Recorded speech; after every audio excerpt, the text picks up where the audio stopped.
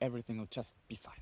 So let's just have some fun, right? Welcome back to another episode of the FMV Archive. Today we are diving deep into the February 2026 release game from Wales Interactive, Heart of the Forest. This one is published by Wales and it is developed by Trapped Predator. We had the luxury of talking to Patrick Benito and Kira Lucas from Trapped Predator. They are the co-directors, actors, co-writers on this one.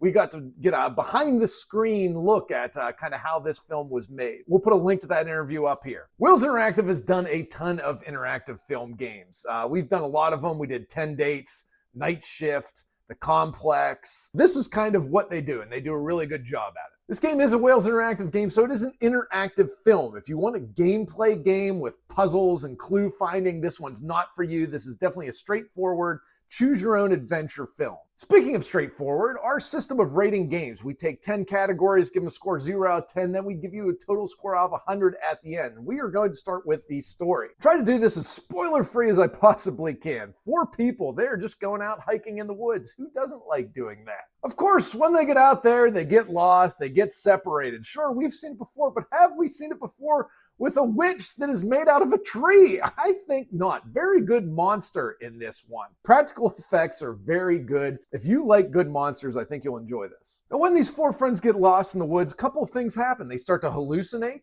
Okay, there's maybe some witchcraft going on. They bump into other people out there, but are those people helpful? Should they be helping them? Shouldn't they just be running like hell? Maybe they should, maybe they do, maybe they don't. A couple interesting themes here. Maybe like a bioterror theme. Okay, when you drink the water in here, something might happen to you, so you get a little bit into that. Get a little bit into that who you can trust, hallucinogenic type of thing, mind control. Am I doing the right thing here? Am I not doing the right thing here? Can I trust that person? Is that even that actual person that I'm talking to? Are they being controlled by something else? Best maybe gross kiss ever. I'm not going to ruin it for you what happens. I'm not going to show it to you here. But there's a gross kiss in this, which absolutely is awesome. Super good special effects in this one. And when I say special, I mean practical. Most of them look to be like an actual monster, not just all CGI in this. A couple minor critiques. In the third act, it slows down a little bit. Seems to drag a little bit when the tension has kind of been ratcheted up and we're getting to a final conclusion here. The scenes kind of take a little bit longer. It gets a little bit of kind of repetitive beats. A couple of things aren't necessarily totally discovered on this, but the story is good enough and the movie's scary enough that I don't think those things are going to bug you. 9 overall for the story. Number 2, the gameplay. This is an interactive film. So again, you're not looking for puzzles. You're not jumping over roofs. You're not doing a side-scrolling Mario thing here. You're watching a film and choosing A, B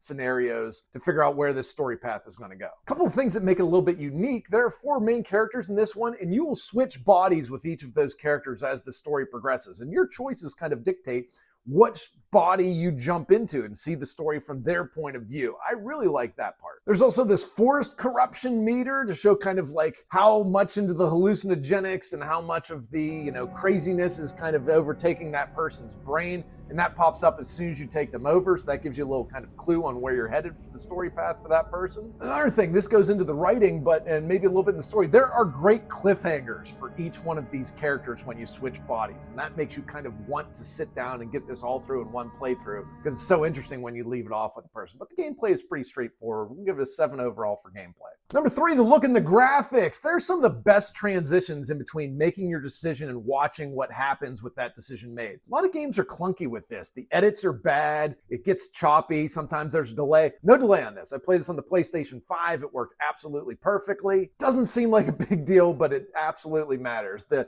monsters in this one are absolutely fantastic. I love it. It looks like a wooded monster, something you would find in the woods that would scare the shit out of you. I think those are really good. The slime they use in there is really good, kind of an oily substance. I love that. The shots that they get, the B-roll stuff, absolutely beautiful. Stunning, stunning shots in there. Looks absolutely fantastic. They do a really good job of making the forest an additional character in this one.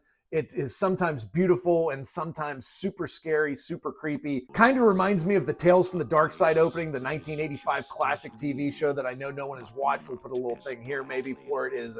Reminds me of that opening for it. The forest can be beautiful and creepy all at the same time. Don't think they could do anything to make it look better. Looked absolutely great in 4K. We'll give it a 10 overall for looking graphic. Number 4, the dialogue. There's not many cliches in the dialogue for here of the old getting lost in the forest type thing, which I liked. There's not the old guy at the gas gas station at the end of town saying, yeah, you're going into the forest. Well, nobody's gone there for years. And the people that did, they never came back. There was none of that crap in there. It gets kind of right into the story right away. In general, it makes sense. Occasionally, you'll want somebody to scream, just let's get the fuck out of here. Like, there's none of that usually. Would have liked maybe a little bit more friction in between the characters with the dialogue sometimes. Like, hey, people might be dying here. Let's leave. They also get along with these people. They meet a couple people in the woods and they get along with them a little bit too easily, I think. If you're scared to death and you meet these people that look kind of weird and are acting even weirder, I think you'll respond a little bit differently than they do here. That's not to say that it is so bad or something that's going to bother you. These are nitpicks. When something is good, you kind of have to take it apart a little bit. 8 overall for the dialogue. Overall, it makes very sense. It's logical and it's not cliched and they're not doing stupid things in here. Number 5, the consequences of your choices in here. There are a lot of choices to make for an interactive film and there are a lot of different diverging paths on here. I got through 2 quick playthroughs of this and you will find that the endings are very different. Okay, different people make it, different people don't make it, and it definitely has a different tone for each of the endings that I got. Some innocuous choices you think when you're making them makes huge impact on the game. Just choosing a different door made a huge impact on who survived in this game here. And I think the choices are pretty easy to figure out. They have a story tree there that can kind of help you. But the choices are pretty straightforward of like, okay, I know where to go back next time I play through this and choose a different thing if I want a different ending. I really like that. Scenes are different enough on a different playthrough that you'll want to watch them. Definitely worth it. 9 overall for the consequences. Number 6, the acting. These are not people with huge IMDb pages. A lot of shorts under their belts, not too many feature films. People that are kind of green to acting, which you usually would expect it to not be very good, but it is very good in this one. I was surprised at how good it was. Everybody is very solid. A lot of different emotions portrayed in this one, and I think they do a really good job at all of it. It's especially hard when you have the people that are co-directing, doing all everything, the writing, the producing, just about everything for it, also acting in it. I think they do a really good job on it. So I would give it a 9 overall for acting. Direction and cinematography. I've already said it. The shots are fantastic. There's this one scene towards the end where there's this kind of town behind them. I love that. Beautiful shot. Totally doesn't need to look that good for that, but it does anyway. They actually took time to get the best shots for it. The lighting is A+.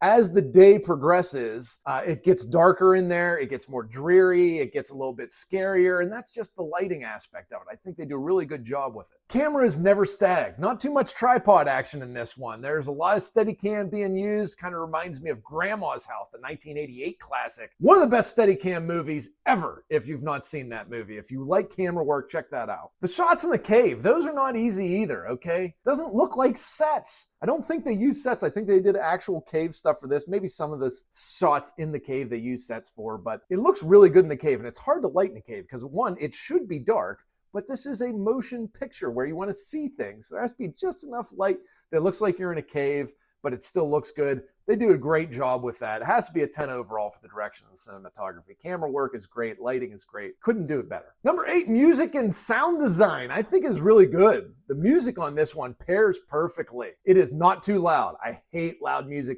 I hate when there's just these huge stings just to scare you, to make you jump. None of that in here. All of it plays really straight. It's good, fits the themes perfectly, and it's varied enough that it doesn't seem repetitive. The sound design is also fantastic. We're filming outside in the forest, and it sounds really good.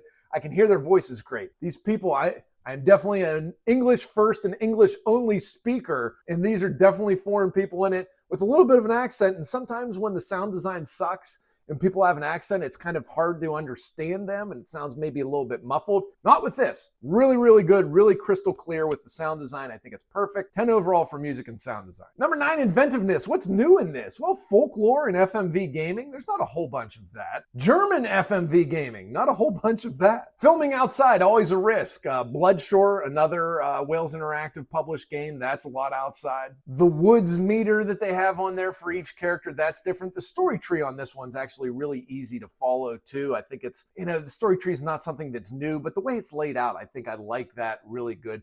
Nothing groundbreaking in here. It is an interactive film.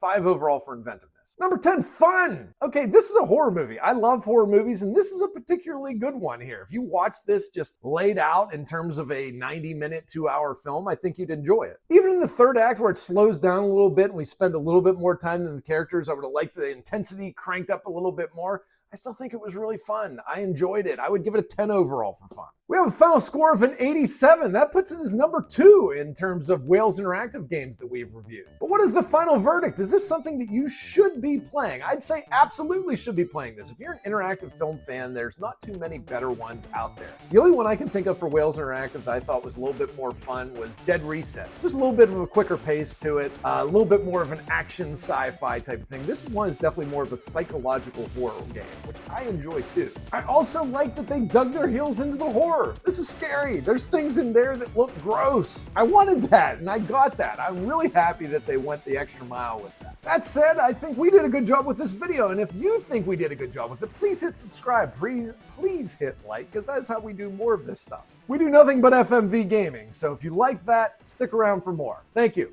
Have a good one.